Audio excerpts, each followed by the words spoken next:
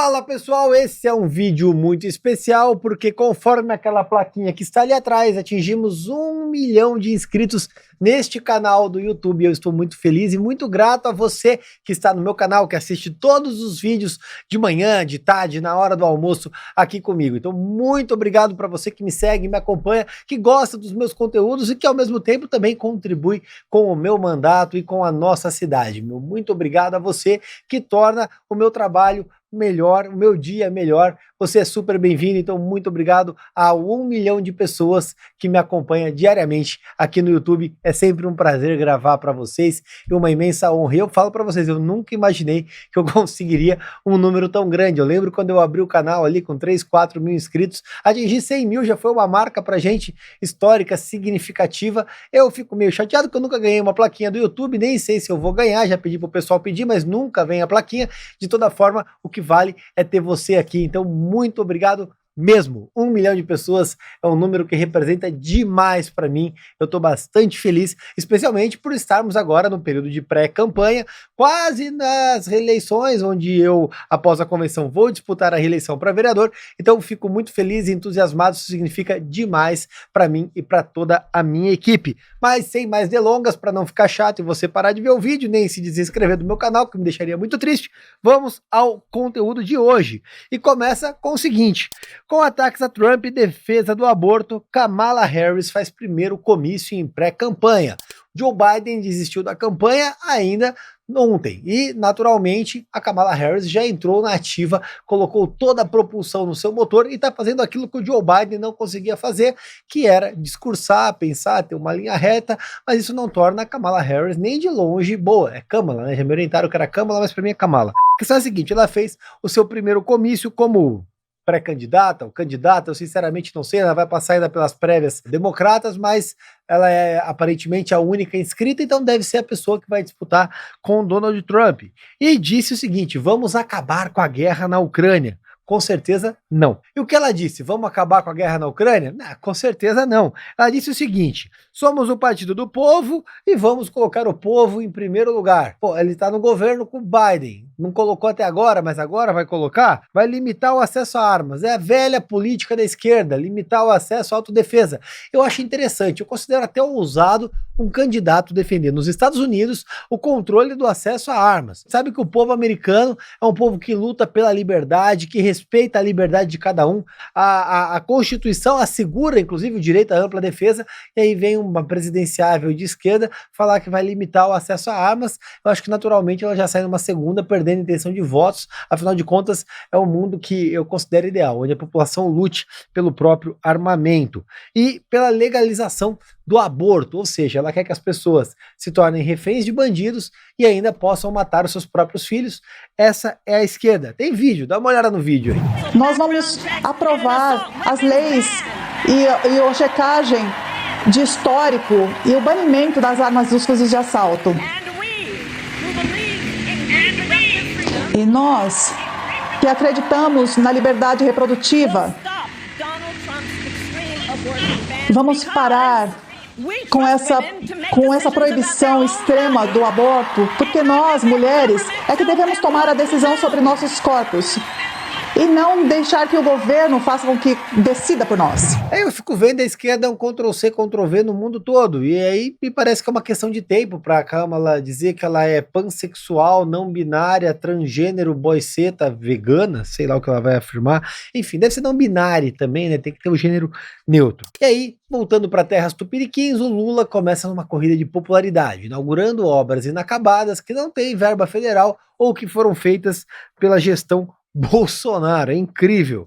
Vamos lá, vamos às obras que o Lula foi inaugurar. Primeira, Ginásio Educacional Olímpico Isabel Salgado. Ela fica no município do Rio de Janeiro e foi feita 100% com verbas da Prefeitura Carioca. Essa é incrível, fica em Osasco, na Grande São Paulo, mas ela foi anunciada pelo governo em 2008.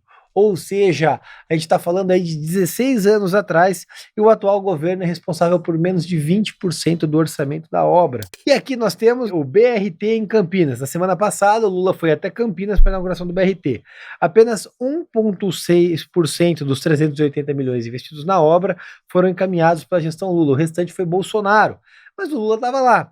entre outras. A questão é a seguinte: Lula é um inapto, ele é um incapaz. Ele é tão ladrão que até a obra dos outros ele quer roubar. E o mais lamentável é que um governo não consiga se sustentar sem recorrer a roubar o trabalho dos outros. O Lula é como aquele cara vagabundo da escola que queria aparecer na hora de apresentar o trabalho e levar a nota, mas não contribuía nem para comprar a cartolina. Mas trazendo para São Paulo, vamos falar de coisa boa. E a bancada da bosta perdeu mais uma vez. A esquerda perdeu e o Tarcísio concluiu a privatização da Sabesp.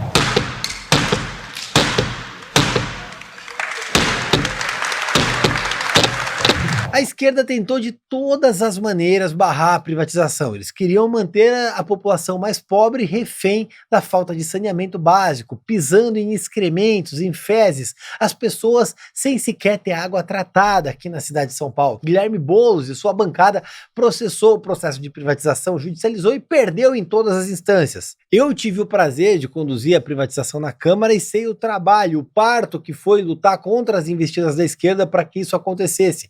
Eu agradeço a você que franqueou seu apoio para que desse certo. E olha só, a Sabesp levantou 14,7 bilhões de reais, quase o valor do déficit orçamentário do Haddad este ano no país. E no processo de privatização, o governador falou: a Sabesp a partir de hoje está livre para voar mais altos. E eu falo para você, eu acho que um dos maiores feitos do meu mandato enquanto vereador foi ter conduzido a privatização da Sabesp. Sem dúvida, uma conquista inigualável que vai trazer efeitos em décadas e décadas para a cidade de São Paulo. Me orgulho demais de ter tido a possibilidade de conduzir esse processo, mas principalmente agradeço ao governador Tarcísio de Freitas e ao prefeito Ricardo Nunes pela coragem de conduzir essa privatização. Só que, ao mesmo tempo, a esquerda é tão hipócrita que aquela acéfala da Simone Tebet, que é ministra do Lula, disse o seguinte: falta de acesso à água e saneamento básico evidencia desigualdade social. Pode até evidenciar, porque é justamente nas áreas mais periféricas que falta saneamento básico. Só que aí, na hora que a gente privatiza para que as pessoas possam ter acesso, eles são contra. Vale dizer que o PT já governou o país por quase 20 anos. E isso é assinar um atestado de incompetência, porque aonde o PT investiu para garantir acesso ao saneamento básico? Eles foram contra o marco do saneamento básico, que previa 700 bilhões de investimento. Recorreram ao STF para tentar travar a privatização da Sabesp, ou seja, todo investimento em saneamento básico feito na história do Brasil, a esquerda é contra. E depois eles criticam? É um bando de hipócritas, começando pela Simone Tebet e passando por toda a bancada da bosta. Falando em hipócritas, olha só, Lula diz que Temer e Bolsonaro transformaram o Brasil em Gaza, abrindo aspas pro descondenado. Esse país, eu diria, o que eles fizeram depois do impeachment da Dilma, Netanyahu está fazendo com a faixa de Gaza na Palestina. O que eles fizeram com o país foi um pouco disso. E foi além, hein? Todo final de semana agora morreu mais 70 na faixa de Gaza. Semana passada morreu 90. Quem é que tá morrendo? É soldado? Não. É terrorista? Não. Quem tá morrendo são mulheres, crianças, vítimas dos ataques todo santo dia de um governo que foi condenado pelo Tribunal Internacional. Bom, tem vídeo, dá uma olhada no descondenado aí. O que eles fizeram nesses últimos, depois do impeachment da Dilma, é que o Netanyahu está fazendo na faixa de Gaza, lá no Palestina. O que eles fizeram com esse país foi um pouco isso. Todo final de semana agora, esse final de semana morreu mais 70 pessoas na faixa de Gaza. A semana passada morreu mais 90. E quem é que está morrendo? É soldado? Não. É terrorista? Não. Quem está morrendo? São mulheres e crianças que são vítimas dos ataques todo santo dia de um governo que já foi condenado pelo Tribunal Internacional. Bom, primeiro, que o governo não foi condenado por nenhum tribunal internacional. Segundo, que quem está morrendo foi o povo que bombardeou Israel. Terceiro, porque nós nunca vimos o Lula condenar o Hamas pelos ataques terroristas contra o povo de Israel. Quarto, por que o Lula nunca condenou Daniel Ortega, que persegue cristãos? Quinto, vale lembrar que o Hezbollah parabenizou o Lula pela vitória na eleição. Quem tem ligação direta com o terrorista é o Lula. E aí fazer uma ligação com o Bolsonaro e o Temer, com grupos terroristas, um absurdo. Bolsonaro e Temer fizeram uma gestão impecável no país, colocaram o país no caminho certo, conseguiram superávit financeiro, fizeram o país voltar para os trilhos que o Lula tá tirando de novo. E ainda vem aqui amesquinhar a imagem do povo de Israel, um povo guerreiro. Uma vergonha o que o Lula faz. A verdade é que o Lula tem alinhamento ideológico com tudo aquilo que é mais asqueroso, mortal e sorrateiro do mundo. É um hipócrita, um criminoso aliado aos piores terroristas da história. E aí o que acontece na gestão Lula? Servidores das agências reguladoras anunciam greve de 48 horas. Os servidores estão chateados com o quê? O amor venceu. Mas olha só, hein? 11 agências vão interromper os seus serviços que não são aquelas coisas. Vamos lá. Anvisa, ANAC, Anatel, ANM, ANS, ANTT, ANA, olha só, Agência de Águas e Saneamentos Básicos vai interromper o serviço, hein? Ancine, essa não tem grande utilidade, Agência Nacional do Cinema. ANEEL, Agência de Energia Elétrica, isso é importante. ANP, Agência Nacional do Petróleo, Gás Natural e Biocombustíveis, a galera ligada à Petrobras e o Lula ali vai ficar triste. E ANTAC, que é a Agência dos Transportes Aquaviários. Essa paralisação pode afetar serviços essenciais para a economia do país. A realidade é essa, até os servidores federais estão entrando em greve. Imagine o estado da nossa economia. Só que o mais interessante é que até a Ancine, a agência de lacração petista, aderiu, ou seja, nem a própria base petista está escapando das garras da péssima gestão que é o PT. E falando nisso, lembra que o Lula ia salvar os índios? Tinha até videozinho? Põe um videozinho dos artistas cantando ali, vai, vamos rir dos artistas idiotas. Salve a Amazônia, salve-se a selva ou não se salva o mundo. Pois é, o Bolsonaro não era o genocida indígena? Então, olha aqui, ó, assassinatos de indígenas aumentam 15% em 2023. O número de indígenas assassinados no Brasil foi de 208, um aumento de 15% em relação a 2022.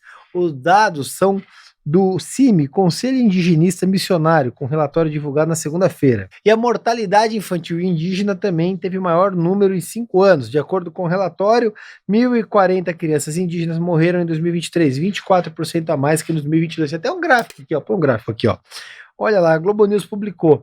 E aí? E o Ministério dos Povos Originários? O Lula criou um ministério para salvar os índios e a situação ficou pior. Isso só mostra que ministério estatal só serve para dar gasto, não resolve nada. Cadê a ministra Tabajara lá resolvendo essas coisas? Deve estar fazendo a dança da chuva, deve estar escondida numa oca, não sei que raio que ela se enfiou. Eu sei que não está resolvendo o problema dos indígenas. E a imprensa não chama o Lula de genocida indígena, por quê? Porque só porque ele é esquerdista? E aí, olha só que interessante, hein? Põe essa manchete aqui. Eu falo, o Datena é o maior charlatão da política brasileira. Esse cara, ele devia pagar multa só por lançar candidatura e desistir. Olha o que ele disse. Se o Biden pode desistir, por que eu não posso? Pode, Datena. Desiste logo. Pega teu boné e vai embora. Volta pro seu programa. Você só serve para ser pedra. Você só serve para atracar. Você não serve para ser gestor, Datena. Você nunca geriu nada. Eu duvido que você tenha a capacidade de fazer gestão dessa cidade. Você é um demagogo. Você é um demagogo, se filiou ao PSDB, começou a pré-campanha. Eu duvido que o Datena vai ser candidato. Durante a entrevista à Folha de São Paulo, ele fez um paralelo com a situação dele e do presidente Joe Biden. Talvez seja porque os dois são senis. Daqui a pouco, o Datena sabe onde ele vai parar? No livro dos recordes, no Guinness Books, como o pré-candidato que mais desistiu de candidaturas da história. Deve ter ali umas 140 candidaturas para uns 120 partidos. Nunca vi sujeito mais bagunceiro. Eu queria saber, realmente, o que motiva, o que move o Datena a lançar candidaturas e já começar a ensaiar a retirada. Apostar que o Datena vai ser candidato é mais fácil acertar na loteria. Afinal de contas, a chance de ganhar a loteria é maior do que a do Datena disputar uma eleição. Vencer, então, menos ainda. Tamo junto, um abraço, vamos processar tudo.